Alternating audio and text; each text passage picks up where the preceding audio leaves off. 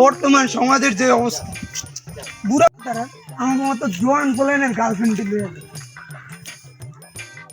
আরে এই তো দাদা দাদা কি হয়েছে নাতি?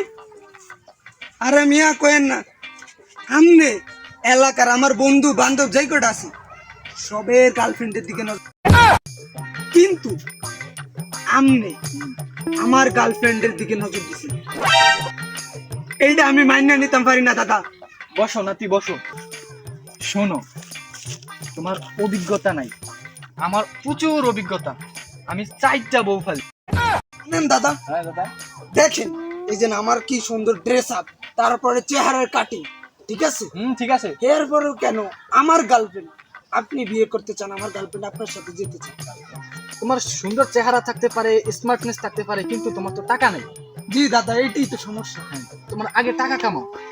দাদা কিভাবে টাকাটা কামাইতে পারি? তুমি তাহলে জানোই না, বর্তমান প্রেক্ষাপটে বাংলাদেশে ইমুলেন্সিং সর্বোচ্চ একটা পেশা হিসেবে। কি বলেন দাদা? হ্যাঁ, আর না হয় আরেকটা পথ আছে।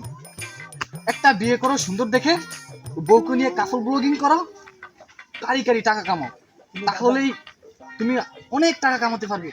কিন্তু দাদা কোনো মায়া তো বিয়ে হইতে চায় না, কারণ আমার টাকা আগে নেই। করো করো, করার পরেই কাপল ব্লগিং করার পরেই তুমি কি হয়েছে, তুমি আমাকে ফলো করো। দেখো আমি আজকে 4টা বিয়ে করেছি। আসো তোমাকে সেই বুদ্ধি দিব আজকে, চলো। চলেন দাদা।